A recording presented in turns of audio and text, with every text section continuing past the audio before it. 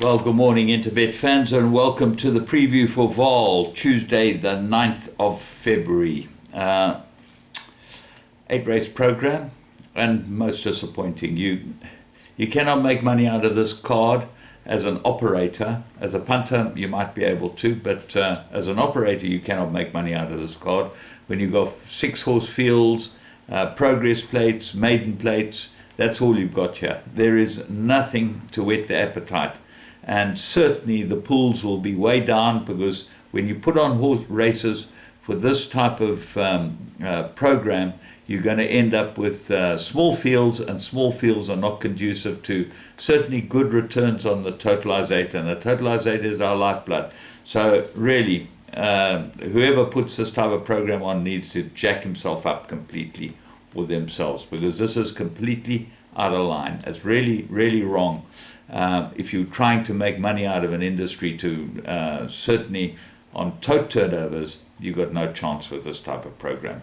So that's my rant for the day. It's a bad day for me, because it's a very poignant day as far as I'm concerned. And what's interesting is that the picture I'll put up shows the date of some times when we were really hopeful that things might really improve in this business, but how times have changed. So we go 8 races, 23 pentrometer, 3.5 false rail at the 600 meter mark, and we kick off with a juvenile plate over 1,000 meters. Well, Arctic Skyline won a good race, number 1 on the card, Craig Zaki. On the times, purely, she should win again, the What a Winter filly, and really, it's hard to look past her. But then have a look at the 2 first-timers. This is where the money might come. Already money's come for Voltron, or it's been priced up short. May need the experience. The usual Sean Terry comment, which is another thing. It's completely out of line for a champion trainer, a man of Sean Terry's caliber, to be able to with, I suppose, honesty, say, may need experience. He knows what's going on. He knows what's going on with his horses. He's a gambling stable. But you've got to either say nothing or be more forthright. And that really doesn't help. And then Supreme Crest from the Cornet Speed stable says needs experience. Well, Cornet's pretty forthright. So normally that's the answer you'd expect from a horse that is not ready. But I'm not sure. I'll have a very close look at Supreme Quest. I think it might run well. I'm going to wait till they go down before I make any decisions. Of the rest of them, On Cue, well, gets a 4 kilogram claim, and that gives it 53 kilos, so it gets 7 kilos from the top weight. That's got to give her some sort of chance in this type of race, but her time wasn't particularly good. 58.4 as against 57.85 for Arctic Skyline. That's about 3 lengths difference over 1,000 meters, which maybe the 4 kilograms will help. Race 2, Progress, 1,800 with a scratching, 5 runners. Very interesting race, to say the least.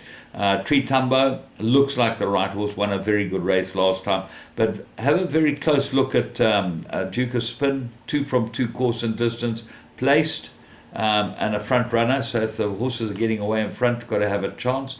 Narchi, the stable companion, as top of the speed rating, and certainly looks well weighted in this race, but the best weighted looks like Ballet Shoes at the bottom of the weights with Kamalo on it. And if you take a line through the Tree Tumbo form, she shouldn't be able to beat Tree Tumbo this time, because she's beaten 3 lengths and meets on pretty much the same terms. Race 3, Maiden Plate, Feliz Amor, 1,600 meters. I make it an absolute 2-corner contest. So the favourite's number 1, Ariam. Now, this is a dynasty filly out of an Asiatic boy mare, and I think she needs a lot more ground than this. She'll probably help having going the extra 200 meters, but she seems to get run out of it the last bit, and I'm not sure that won't happen again today. The 2 that could run her out of it are Morby, number 3, gets Luke Ferraris, and I really do like the jockey booking, and the blinkers certainly seem to make a difference for her last time. So Morby will go well. And Got You, Fabian Habib's runner with Samanga Kamalo, gets alleys. That's a gin strike, as we used to say in the old days, and certainly had 2 pretty decent runs, and certainly the 1,600 will suit her very well, I would have thought, by Lucifer Fort. So she is out of a fast mare, but there's no doubt that the way she's been running, this will suit her better. If you're looking for a roughie, have a look at Tropical Giver. Take the blinkers are off this one, and I think better than rated. It might actually improve with the blinkers off. Race 4, Maiden Plate, 1600 meters. Very difficult. Bellalize looks like the right horse, number 7. It is your favorite, Paul Peter and Craig Zaki. Very hard to go against Bellalize. But then Lyrical Dance, third run, will improve. Rosa Prima gets Sherman Brown. He'd be a good jockey booking for this Philia, and she's run pretty well all 3 times. So expect her to improve with a guy like Sherman Brown aboard her. I think she'll go well.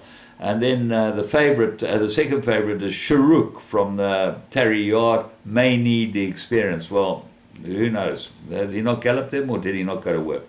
I'm not sure. It just is completely wrong. May need the experience. That doesn't make any sense.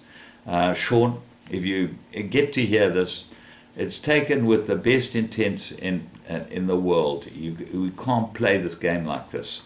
Race 5, Maiden Plate, 2,400 meter. I like Masakin, the Mike de Kock runner, number 8 on the card. Gets Luke Ferraris now. Randall Simon's not running. 2,400. Here's another one that will really, I think, improve over the distance. Philia out of a Stratum mare. She's got to go the 2-4 all day, and she hasn't been tested. She did go the 2,000, didn't run a bad race, got murdered by Leading Lad, but everyone got murdered that day. So I expect this to be a really good race for her. Attentive, Sherman Brown. Could have a good day, Sherman, but she always slow. That's the big worry with Attentive. Ball rolling, big jockey up this one. Craig Zaki, number 2 for Paul Peter. This 4-year-old definitely got to improve, but he looks very, very limited. What are the rest of them? Sophia's first, Michael Azi's runner with Lyle Hudson. Take a note of the jockey booking. Interesting, Kamala is not riding it. He rode it last time. Ran a very good race. He's been booked onto Tony Nass's runner, number 7, Royal Mazarin. And then Wishaneer's got some form. Race 6, Progress, 1,400. I think the banker's got to be Rio's Winter on the day. Look, top of the speed rating, lots of good form to like, everything in his favour. If you want to put in another horse, I would think Invisible. Third run after arrest, looks like a big improver, Sean Terry's runner. Letitia's Angel gets a 2.5 claimer, but she does look like she's held, and I think the 1,400 might be too far for her. And Christmas Flower, Dennis Schwartz, 1-from-1 jockey horse, number 2 on the card. Might go into calculations if you're looking to go wide, but I'm going Rio Carrari only.